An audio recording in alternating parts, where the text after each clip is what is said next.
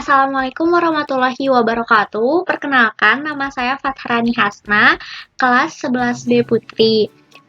Absen 13. Di sini saya tidak sendiri, saya bersama teman-teman saya, yaitu Asfi Zaitun dan Rianti Rafaldini, yang membahas bagian pembelajaran yang lain. Nah, untuk kali ini saya akan membahas tentang pengertian dan definisi ilmu mantik, serta tujuan mempelajari ilmu mantik.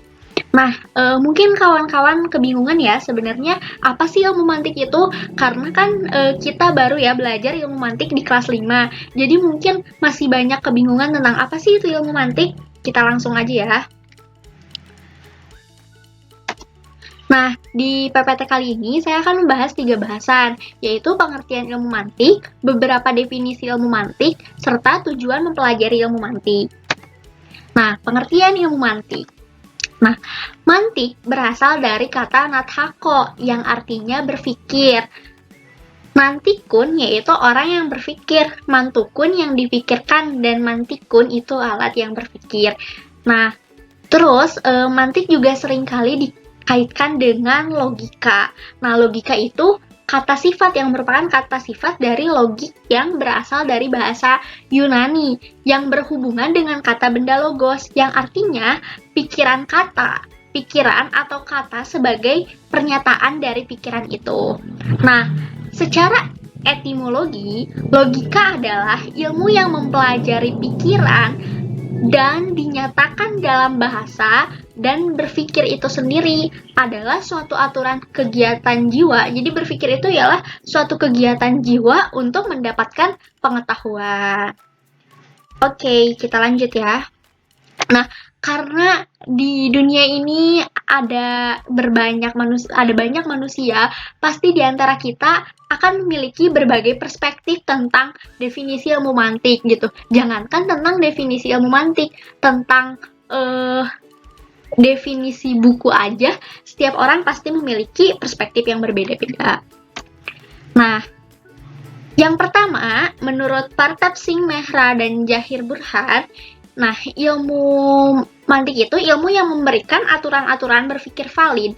Artinya, ilmu yang memberikan prinsip-prinsip yang harus diikuti supaya dapat berpikir valid. Nah, menurut yang lain juga, logika ialah suatu cabang filsafat yang mempelajari asas-asas dan aturan-aturan penalaran supaya orang dapat memperoleh kesimpulan yang benar. Jelasnya, logika memuat asas-asas dan aturan-aturan yang membantu orang yang untuk berpikir benar. Nah, menurut beberapa pendapat lain juga, ilmu mantik yaitu ada yang menyebutkan ilmu tentang undang-undang berpikir, ilmu untuk mencari dalil, ilmu untuk menggerakkan pikiran kepada jalan yang lurus dan memperoleh suatu kebenaran, ilmu yang membahas tentang undang-undang yang umum untuk berpikir, alat yang merupakan undang-undang, dan bila undang-undang dipelihara dan diperhatikannya, maka hati nurani manusia pasti dapat terhindar dari pikiran-pikiran yang salah. Terus ilmu pengetahuan tentang karya-karya akal budi untuk membimbing menuju jalan yang benar. Begitu banyak ya.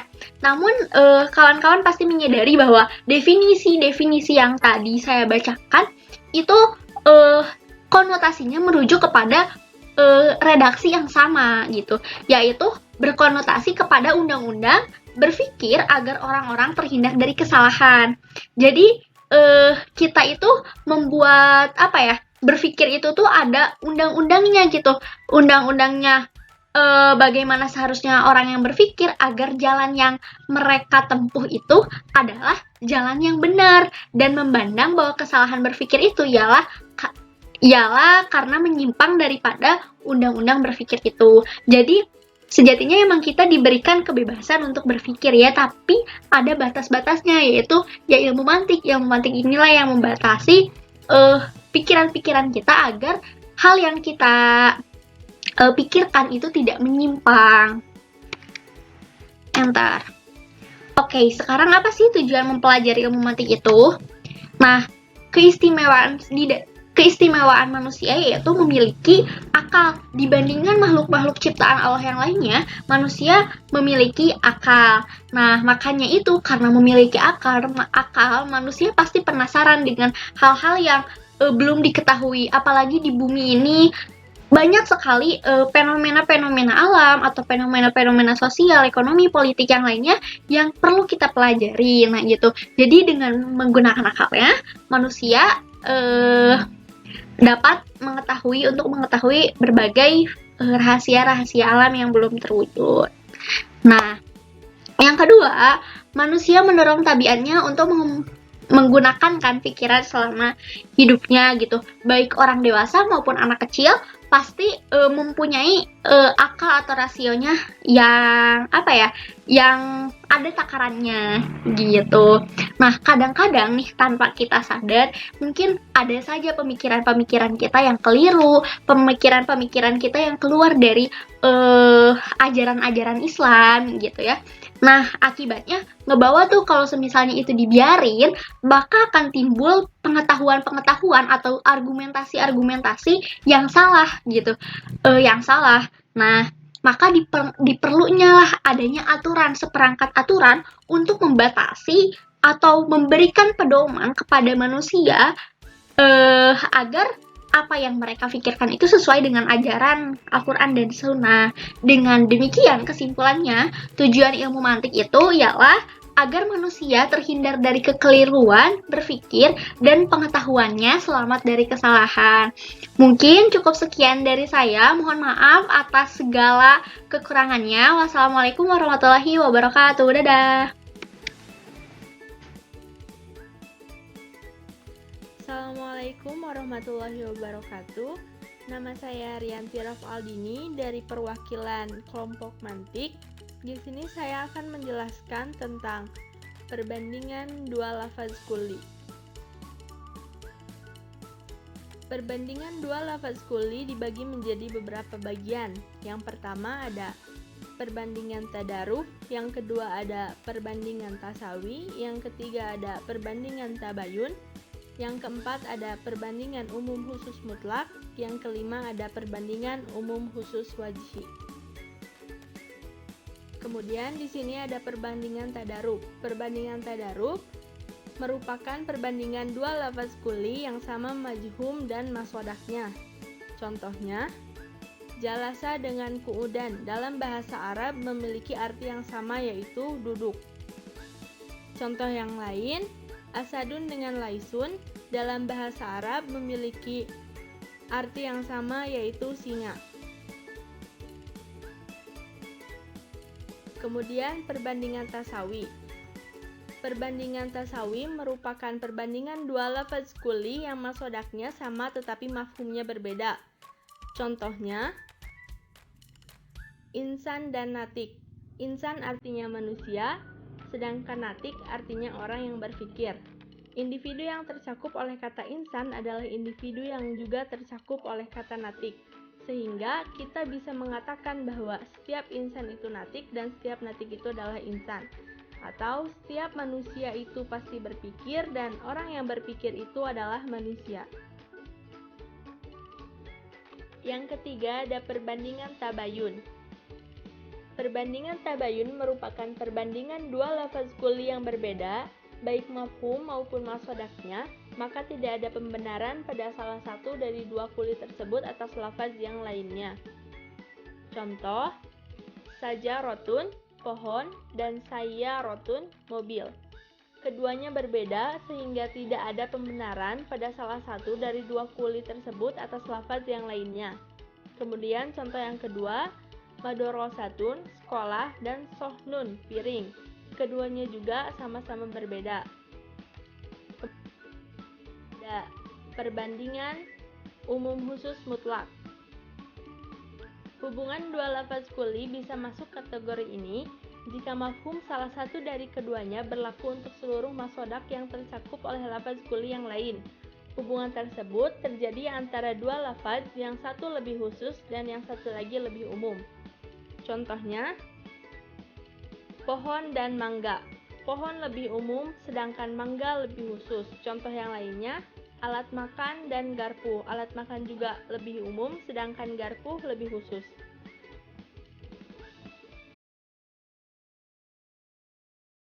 Kemudian perbandingan kelima ada perbandingan umum khusus wajhi.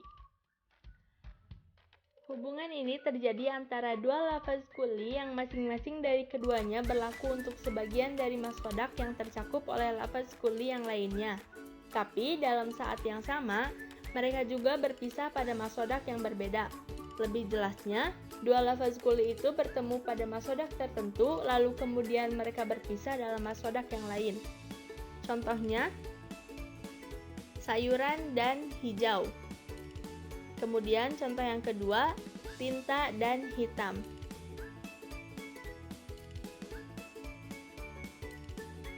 Cukup sekian yang dapat saya sampaikan. Mohon maaf apabila terdapat banyak kesalahan. Terima kasih. Wassalamualaikum warahmatullahi wabarakatuh.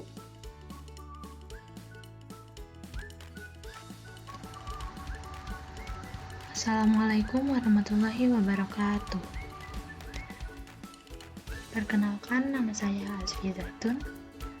Pada kesempatan kali ini, saya akan menjelaskan materi ilmu mantik tentang mafhum musodak pada lafaz kulli.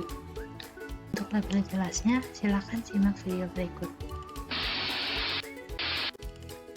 Adapun pembahasan dalam mafhum musodak dalam lafaz kulli diantaranya part 1 ada pengertian mafhum, yang kedua ada pengertian musodak, dan part ketiga ada contoh mafhum dan musodak.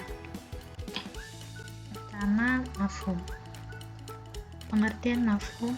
Mafhum adalah dilalah yang menunjuk kepada konsep atau pengertian dalam lafaz kulli. Sudah dijelaskan dalam bab sebelumnya bahwa dilalah itu secara bahasa artinya sesuatu yang ditunjuk atau yang menunjukkan. Jadi, dilalah ini menunjukkan kepada sesuatu. Dilalah yang menunjuk berarti petunjuk yang menunjuk kepada konsep atau pengertian dalam lafaz kulli.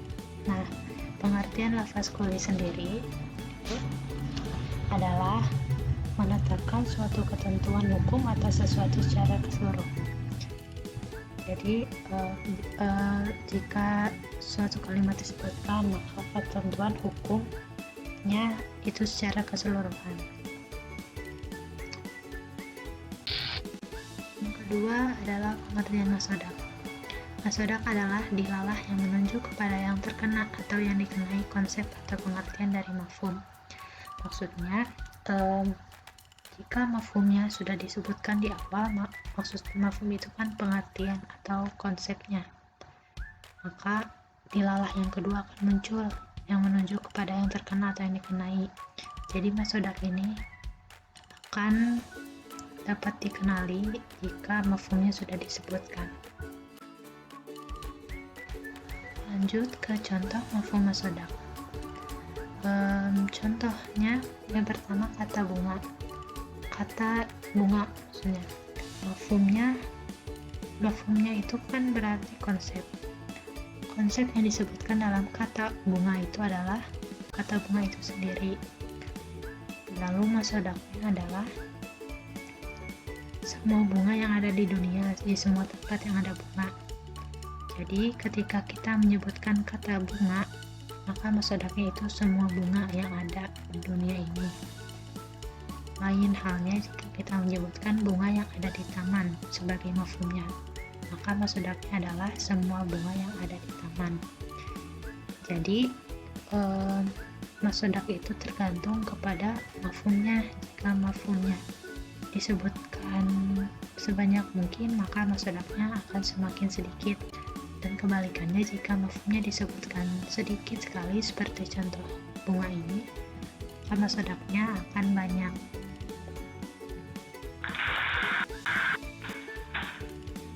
Cukup sekian yang dapat saya sampaikan, kurang lebihnya mohon dimaafkan. Wassalamualaikum warahmatullahi wabarakatuh.